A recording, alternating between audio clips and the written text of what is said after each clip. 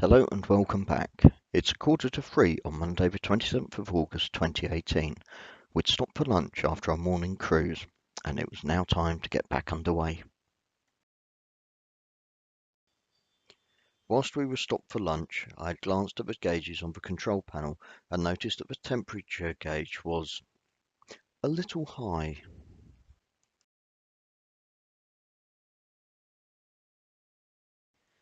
Not wanting to cause alarm or panic, I keep an eye on the temperature gauge. It's going in the wrong direction. I am now getting alarmed and starting to panic.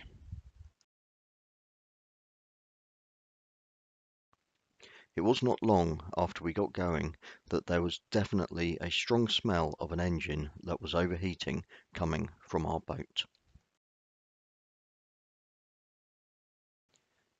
We have a quick conversation about what we can do.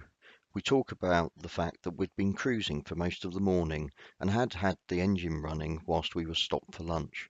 We come to the conclusion that the only thing that we can do is to stop and let the engine cool down. We look for somewhere suitable to moor up. A boat coming in the other direction meant that we had to go on just a little bit further than we'd planned.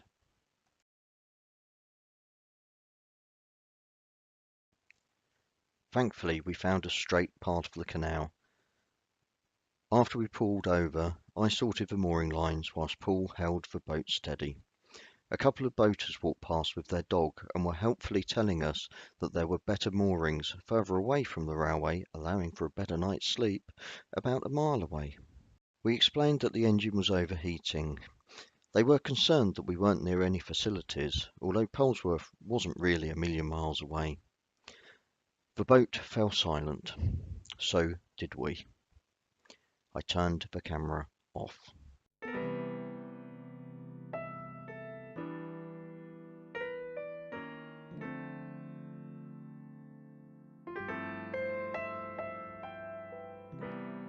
Welcome back. It's Monday the 27th of August 2018. The time is just about 5:10 in the evening and you join us as we continue our cruise under Bridge 49 on the Coventry Canal heading towards Atherstone. Okay, I can hear your thoughts. What did we do to fix the problem? Well, after much discussion, we have done everything we could do.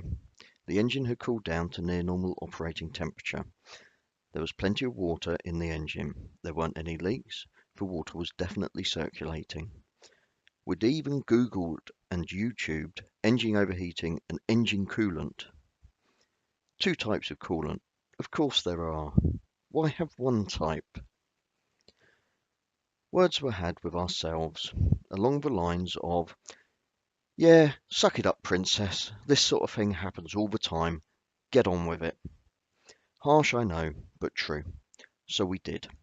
And here we are. We make a note to buy some engine coolant at the first opportunity we have. But that isn't going to be right now. Paul also starts to look for spare parts for the temperature gauge and its sensor. We're slowly making our way past Grendon moorings. They look nice.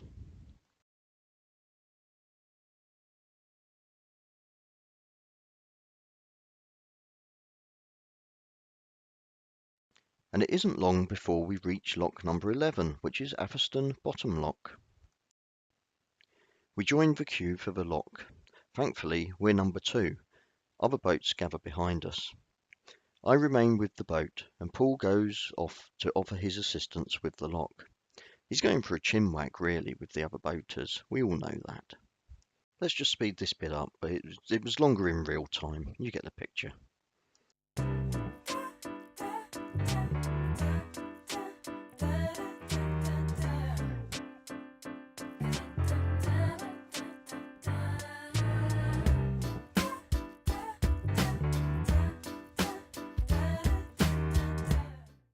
Right, I think that's Paul waving at me from the lock, beckoning me in.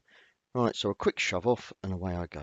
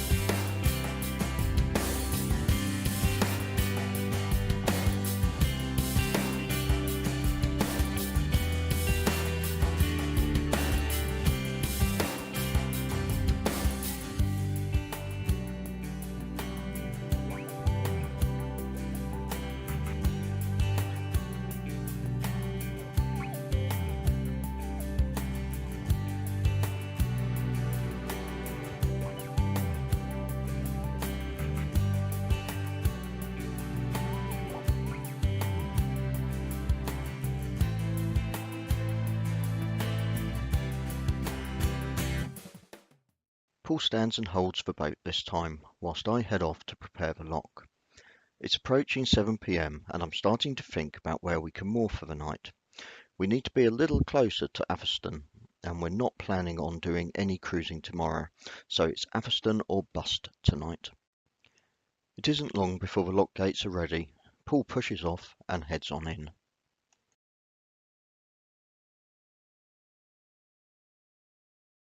I stand and watch Paul navigate the boat into the lock.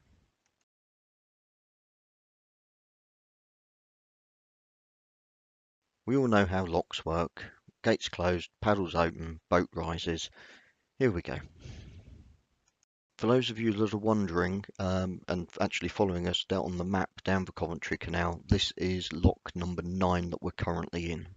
We swap roles again. I get the tiller, Paul takes the windlass. The gentleman that arrives to help Paul with the lock gate is part of the two-man crew from the blue boat that will pass as we exit the lock.